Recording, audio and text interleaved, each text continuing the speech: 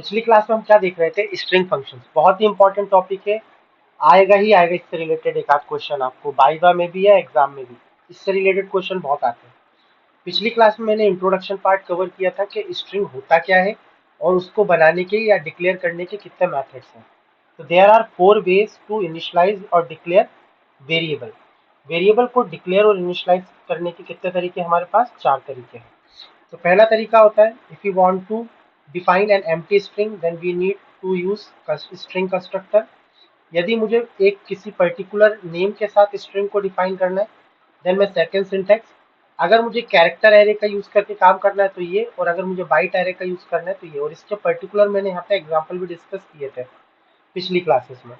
तो यहाँ पर जो हमारा मेन कॉन्सेप्ट था, how to declare and initialize variable, ये कवर हो गया था। आज हमें जो टॉपिक कवर करना है वो है स्ट्रिंग फंक्शन। अब बात आती है कि स्ट्रिंग में ऐसी दिक्कत क्या थी कि हमें स्ट्रिंग फंक्शंस यूज करना पड़ा। तो इसको थोड़ा ऐसे समझो कि जैसे मेरे पास एक वेरिएबल है इंटीजर ए, इसके अंदर मैंने वैल्यू डाली 10। इसी तरह से एक और वेरिएबल है इंटीजर बी, और इसके अंदर मैंने वैल्यू इनिशियलाइज करी 20। अगर मुझे इन दोनों को कंपेयर करना है तो आपको पता है कि मैं A double equal to B, इसके थ्रू वैल्यू को कंपेयर कर सकता हूँ। अगर दोनों वैल्यूज बराबर होंगी तो आंसर आ जाएगा ट्रू, और अगर वैल्यू बराबर नहीं होगी तो आंसर आ जाएगा फॉल्स। तो ये डबल इक्वल टू ऑपरेटर है ना, इससे मैं कंपेरिजन कर सकता हूँ। It is use to compare two values. हम दो वैल्यू को कंपेयर कर सकते हैं। बट स्ट्रिंग के साथ क्या दिक्कत है, यदि मैंने कोई स्ट्रिंग बनाया SN और इसके अंदर मैंने एक नाम डाल दिया फॉर एग्जाम्पल रवि, और मैंने एक दूसरी स्ट्रिंग बनाई, दूसरी स्ट्रिंग मैंने इनिशियलाइज करके SN, और इसके अंदर मैंने एक नाम डाल दिया राज। अब मुझे चेक करना है कि दोनों इक्वल है या नहीं। तो आप क्या करोगे, if SN double equal to SN। तो यहाँ पर ध्यान रखना, इट इज इनकरेक्ट। आप अगर स्ट्रिंग को आपस में कंपेयर करना चाहते हो तो आप डबल इक्वल टू ऑपरेटर का यूज नहीं कर सकते, कैन नॉट यूज। तो यहाँ पर ये जो तरीका है SN इक्वल टू SM, मैं ऐसा कर ही नहीं सकता, ध्यान रखना ये चीज, ठीक है। तो ये जो डबल इक्वल टू ऑपरेटर है, ये दो इंटीजर वैल्यू को या फ्लोट वैल्यू को तो कंपेयर कर सकता है, बट ये दो स्ट्रिंग वैल्यू को कंपेयर नहीं कर सकता। ऐसी दिक्कतें हैं स्ट्रिंग के साथ कि जो नॉर्मल छोटे मोटे ऑपरेशन है वो आप नहीं कर पाओगे, ठीक है। तो इन्हीं सब सिचुएशन से डील करने के लिए हमें एक टॉपिक दिया गया, स्ट्रिंग फंक्शन। तो यहाँ पर कुछ पर्टिकुलर फंक्शंस हैं जो स्ट्रिंग के साथ काम करते हैं, जिसमें से हम एक एक की लिस्ट बनाते हैं और एक एक करके पढ़ते हैं। जिसमें से पहला फंक्शन है इंडेक्स ऑफ, जिसमें ओ कैपिटल है, ठीक है। और ये जो इंडेक्स ऑफ, ये किस तरह की वैल्यू रिटर्न करेगा, इंटीजर वैल्यू रिटर्न करेगा। ये रिटर्न क्या है मैं भी बताता हूँ। दूसरा फंक्शन होता है इंटीजर इंडेक्स ऑफ, इसी का दूसरा अल्टरनेटिव इंडेक्स ऑफ ही नाम है, बट इसका एक दूसरा अल्टरनेटिव है कि आपको यहाँ पे एक स्ट्रिंग पास करनी पड़ेगी और कॉमा देके यहाँ पर इंटीजर स्टार्टिंग इंडेक्स भी बता सकते हो आप। स्टार्टिंग इंडेक्स आप यहाँ पे दे सकते हो, और इसके अंदर भी आपको एक स्ट्रिंग पास करना पड़ेगा जिसका भी आपको इंडेक्स निकालना है। इसी का एक तीसरा वेरिएंट होता है integer integer last index of. इसमें आई भी कैपिटल है, ओ भी कैपिटल है, और इसमें भी मुझे स्ट्रिंग को पास करना होता है। और इसके भी दो वेरिएंट है, पहला वेरिएंट तो ये वाला हो गया, और दूसरा वेरिएंट हो गया फोर्थ वाला, लास्ट इंडेक्स ऑफ। इसमें भी आप स्टार्टिंग इंडेक्स दे सकते हो कॉमा लगा के, ये वाला फॉर्मेट। तो ये दोनों लगभग दोनों के दोनों सेम है, और ये दोनों के दोनों सेम है। कहने का मतलब एक ही चीज को लिखने के दो तरीके हैं, आप दो तरीके से इंडेक्स ऑफ फंक्शन और लास्ट इंडेक्स ऑफ फंक्शन को यूज कर सकते हो। और एक यहाँ पे फिफ्थ फंक्शन है जो कि कैरेक्टर वैल्यू रिटर्न करेगा, जिसका नाम होता है कैर 8, ए कैपिटल है। Java is the case sensitive language. यहाँ पे आपको ध्यान रखना है कि जो चीज कैपिटल में उसे कैपिटल में लिखना है, और जो चीज स्मॉल में उसे स्मॉल में लिखना है। और इसके पैरामीटर में मुझे क्या पास करना पड़ेगा, एक इंटीजर इंडेक्स पास करना पड़ेगा जिसका मुझे कैरेक्टर फाइंड करना है। तो टोटल यहाँ पे हम अभी इस 5 फंक्शंस के बारे में बात करेंगे एक एक करके। और भी होते हैं पर धीरे धीरे डिस्कस करेंगे, अभी के लिए ये वाले टॉप 5, ठीक है। तो चलो इनके बारे में डिस्कशन कर लेते हैं। इनको एग्जाम्पल से समझते हैं तो ज्यादा समझ में आएगा, है ना। डेफिनेशन पे ज्यादा जाने की कोशिश मत करो, एग्जाम्पल से समझो। इसको चला के भी दिखाता हूँ। फॉर एग्जाम्पल मैंने एक स्ट्रिंग बनाया, स्ट्रिंग str, मैंने एक स्ट्रिंग बनाया न्यू स्ट्रिंग और इस स्ट्रिंग के अंदर मैंने एक टेक्स्ट लिख दिया जिसका नाम है वेलकम। मैंने एक टेक्स्ट लिख दिया वेलकम।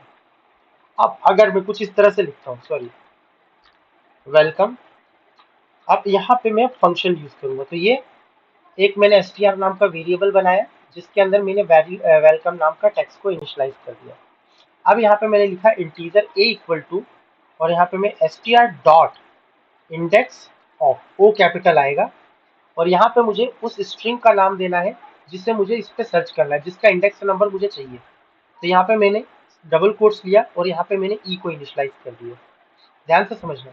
अब ये क्या करेगा, इंडेक्स ऑफ फंक्शन, ये जो पर्टिकुलर स्ट्रिंग है इसका इंडेक्स नंबर क्या है। अगर आपको थोड़ा बहुत C++ पता है तो जो भी स्ट्रिंग होता है, जैसे मैंने लिखा है वेलकम, वेलकम, तो यहाँ पर ये जो W है, एक सेकंड, थोड़ा सा, एक सेकंड, जैसे वेलकम है, वेलकम, VLCOM,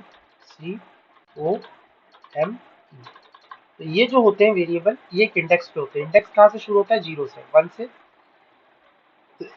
2 से, 3 से, 4 से, 5 से, 6, तो टोटल 7 एलिमेंट है और जिनके इंडेक्स ये है। तो टोटल हमारे पास ये वेलकम के इंडेक्स नंबर है नीचे। तो ये जो 0 से लेकर 6 तक चल रहे हैं इन्हें कहते हैं इंडेक्स नंबर। अब मैं यहाँ पे सर्च करना चाहता हूँ इस पूरी स्ट्रिंग में, वेलकम स्ट्रिंग में, क्या ई नाम का स्ट्रिंग अवेलेबल है या ई नाम का कैरेक्टर अवेलेबल है, और है तो किस इंडेक्स पे, और वो जिस भी इंडेक्स पर है उस इंडेक्स की वैल्यू को ए में आप असाइन कर दो। तो इसका मतलब क्या होता है कि जो इंडेक्स ऑफ है ये किस तरह का रिजल्ट देगा, इंटीजर टाइप का। देखो यहाँ पे कैच करने वाला वेरिएबल कौन है, इंटीजर है ना। तो जो भी रिजल्ट आएगा वो इंटीजर में आएगा, मतलब इस ई को, ये जो ई है ये कौन से इंडेक्स नंबर पे है उस इंडेक्स नंबर को निकालेगा और इस ए में इंसर्ट कर देगा। तो अभी इस केस में जो ई है वो कौन सा इंडेक्स नंबर पे है, 1। ठीक है, अब इसके दूसरे सिंटेक्स की बात करते हैं। इसकी बात मैंने यहाँ पे लिखा integer B equal to str dot index of, index of O capital, और यहाँ पे मैंने फिर से सर्च किया कि ई की पोजीशन क्या है, बट यहाँ पे मुझे बताना है सर्चिंग कहाँ से चालू करती है। तो मैंने बोला कि जो ए पोजीशन है उससे एक बाद से सर्चिंग चालू करवाए। इसका मतलब क्या, मैं बता रहा हूँ। मैंने इस घर पे क्या बोला कि मुझे सर्च क्या करना है, ई की इंडेक्स पोजीशन, बट सर्चिंग मुझे स्टार्ट कहाँ से करनी है, A+1 से। ए का आंसर क्या आया अभी, 1। ए का इंडेक्स का अभी क्या है, 1। तो अब जो सर्चिंग करनी है वो A+1 से करनी है। तो A+1 मतलब ये 2 इंडेक्स से अगला ई कब पड़ेगा, तो अगला ई कौन से पोजीशन पे पड़ेगा, 6 इंडेक्स पे। तो इसका इंडेक्स नंबर क्या आएगा, 6। ठीक है, स्टार्टिंग कहाँ से करनी है वो यहाँ पे देना है आपको। तो स्टार्टिंग मुझे कहाँ से करनी है, सेकंड पोजीशन से, क्योंकि ए की वैल्यू क्या निकली अभी, 1। ए की वैल्यू अभी 1 आई। तो कहने का मतलब पहला ई तो इस पोजीशन पे, बट इस ई को अगर छोड़ दिया जाए तो इसके बाद जो अगला ई है वो कौन सी पोजीशन पे। तो यहाँ पे मेरे को स्टार्टिंग इंडेक्स देके मैं ये सेट कर सकता हूँ कि सर्चिंग किस पोजीशन से स्टार्ट करनी है। अब इसी तरह से इसका जो दूसरा फंडामेंटल है वो है लास्ट इंडेक्स ऑफ। तो मैंने लिखा integer C equal to str dot last, I capital आएगा इंडेक्स और ओ कैपिटल आएगा, और यहाँ पे भी मैं सर्च करता हूँ कि बताओ कि ई कौन से पोजीशन पे। मैं ई का ही एग्जांपल ले रहा हूँ।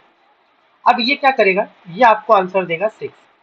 क्यों, दोनों में अंतर बस इतना है, इंडेक्स ऑफ और लास्ट इंडेक्स ऑफ। ये जो इंडेक्स ऑफ फंक्शन होता है, ये इंडेक्स ऑफ वाला फंक्शन, ये लेफ्ट टू राइट डायरेक्शन पे काम करता है। लेफ्ट टू राइट, सर्चिंग कहाँ से करेगा, लेफ्ट टू राइट। और ये जो लास्ट इंडेक्स ऑफ है ये उल्टा काम करेगा, राइट टू लेफ्ट। जो सर्चिंग परफॉर्म होगी वो राइट हैंड से शुरू होगी, इधर से।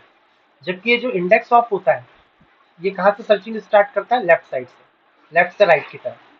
बट ये जो लास्ट इंडेक्स ऑफ है ये कहाँ से करता है, लेफ्ट, राइट से लेफ्ट, इस तरह से। तो अगर मैं इस पोजीशन की बात करूँ कि ई कौन सी पोजीशन पे, तो इस तरफ से अगर सर्च करना चालू करो तो पहला ई कहाँ पे पड़ेगा। तो पहले ई की पोजीशन क्या है, 6।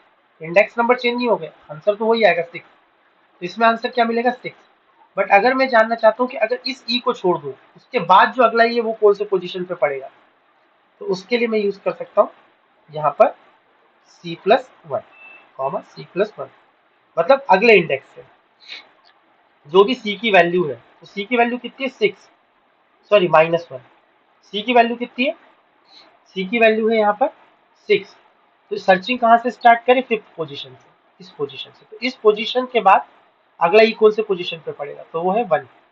तो अगर आपको right to left, left to right search करना है तो आप इंडेक्स ऑफ यूज कीजिए, और राइट टू लेफ्ट करना है तो लास्ट इंडेक्स ऑफ यूज कीजिए। बस दोनों में ही अंतर है, ठीक है। अब इसमें एक सिचुएशन और पड़ती है कि मैं अगर यहाँ पर कुछ ऐसा स्ट्रिंग सर्च करूँ जो अवेलेबल ही नहीं है, जैसे मैंने यहाँ पे लगाया str.indexOf, और यहाँ पे मैं सर्च करता हूँ कि मुझे सर्च करके दो मी को। तो यहाँ पे सॉरी, मी मत सर्च करो, हाँ मी को पहले देख लेते हैं। मैंने मी को सर्च किया, तो मी को सर्च करूंगा तो इसका इंडेक्स नंबर क्या होगा? अब ये जो इंडेक्स ऑफ है ये लेफ्ट टू राइट चलेगा, तो मी कौन से पोजीशन पे मिलेगा? ये 5th पोजीशन पे, तो इसका आंसर आएगा 5th। बट अगर कभी मैं कोई ऐसा इंडेक्स चूज जो अवेलेबल ही नहीं है, मैंने जैसे दिया str.indexOf, और यहाँ पे मैंने जैसे दे दिया कि मुझे सर्च करके दे दो ZEE, जो कि है ही नहीं पर्टिकुलर कोई भी स्ट्रिंग। तो अगर जी नाम का कैरेक्टर सर्च नहीं कर पाता तो रिटर्न होगा हमेशा -1। ध्यान रखना, if string is not found, if given string is not found, then it's return -1। अगर वो उसको नहीं मिलेगा, अगर किसी भी इंडेक्स पे अगर उसको ये पर्टिकुलर स्ट्रिंग नहीं मिलता तो ये -1 रिटर्न करता है। कौन? इंडेक्स, इंडेक्स भी लास्ट इंडेक्स भी दोनों, है ना। जीरो वीरो रिटर्न नहीं करता, ये लॉजिक नहीं रखना। तो अगर इंडेक्स फाउंड होंगे तो पर्टिकुलर उस इंडेक्स को प्रिंट कर देगा, और अगर इंडेक्स फाउंड नहीं होगा तो -1 रिटर्न करेगा। एफ के अंदर आंसर क्या आ जाएगा? -1। तो ये होता है हमारा इंडेक्स ऑफ और लास्ट इंडेक्स ऑफ। अब यहाँ पे अगला फंक्शन कौन सा बचा है? Character rate. ये क्या करेगा? पर्टिकुलर ये कैरेक्टर वैल्यू रिटर्न करेगा। इसका रिटर्न टाइप देखो क्या है? कैरेक्टर, मतलब रिसीव करने वाला क्या होगा? Character. C H equal to, मैंने कहा str.char, ए कैपिटल आएगा, और यहाँ पे मुझे इंडेक्स नंबर देना है, तो जैसे मैंने दे दिया 3 मैंने दिया। तो अब मुझे चेक करना है कि इस 3 पोजीशन पे कौन सा कैरेक्टर है, इस 3 इंडेक्स पे। तो 3 इंडेक्स पे मेरा कौन सा कैरेक्टर है? सी। तो सी एच के अंदर कौन सा आंसर चला जाएगा? C. This is the answer. तो कैरेक्टर रेट क्या करता है? पर्टिकुलर किसी इंडेक्स पे रखे हुए कैरेक्टर को फैच करके वो वेरिएबल में रिटर्न कर देता है, उसे डिस्प्ले करवाने के काम आएगा, उसे निकालने के काम आएगा पर्टिकुलर इंडेक्स से। कौन सा फंक्शन? Character rate function. तो ये जो 5 फंक्शन थे, ये स्ट्रिंग फंक्शन के फर्स्ट 5 फंक्शन थे, ठीक है। इसको एक बार रन करके देख लेते हैं। पिछली क्लास में हमने एक प्रोग्राम बनाया था, उसी डेमो प्रोग्राम को ओपन कर लेते हैं। अब मैं ये सारी चीज़ों को यहाँ से कॉपी पेस्ट करता हूँ, Ctrl+C, और यहाँ पे मैं इसे पेस्ट कर देता हूँ। अब ये वैल्यूज तब तक प्रिंट नहीं होंगी, ये एग्जीक्यूट तो हो जाएंगी पर प्रिंट नहीं होगी, क्योंकि इसमें मैंने sout को यूज नहीं किया, system.out.println को यूज नहीं किया। तो सबके लिए मैं system.out.println यूज कर लेता हूँ। तो पहले मैं किसकी वैल्यू को प्रिंट करा लेता हूँ? मैं पहले कराता हूँ ए की वैल्यू को। तो मैं यहाँ पे ज़्यादा मैसेज नहीं दे रहा, तो सीधे लिखता हूँ ए। ऐसे मुझे 6-7 प्रिंट कराने, A B sorry B C D E sorry E F और सी एच, ये हमें प्रिंट कराना है, ठीक है। तो अब इसे प्रिंट करा के देख लेते हैं। 1 मिनट में कंपाइलर चेंज कर लूँ अपना। चलो अब इसे रन करके देखते हैं। तो जैसे ही इसे रन करता हूँ तो आंसर देखिए, जो मैंने कमेंट में दिए हैं वही आंसर यहाँ पर डिस्प्ले हो जाएंगे। इसको भी कॉपी करो, उसे str मिल नहीं रहा था, ये मिल जाएगा उसे str। तो मैंने इसे रन किया, जैसे ही मैंने रन किया तो जो जो आंसर थे ए बी सी डी ई के, वो मेरे सामने डिस्प्ले हो जाएंगे। ये देखिए जो मैंने यहाँ पे कमेंट में लिखे हुए हैं, सेम वही आंसर यहाँ पे मेरे सामने डिस्प्ले हो रहा है। तो ये थोड़ा सा ध्यान रखना। इसको मैं कॉपी पेस्ट कर देता हूँ, कॉपी, और इसमें यहाँ पे इसका मैं रनेबल एग्जाम्पल को पेस्ट कर देता हूँ। आप भी एक बार इसे कॉपी पेस्ट करके चला के देख लेना। चलाना क्या, अभी तो मैंने सिखाया नहीं, इंस्टॉल डाउनलोड कैसे करते हैं, जस्ट अभी हम स्ट्रिंग फंक्शन के बारे में बात कर रहे हैं। ये सब मैं सिखाऊंगा कि कैसे डाउनलोड करना है, ये सारी चीज़ें। चलिए, तो ये होगा शुरू के बेसिक 5 फंक्शन।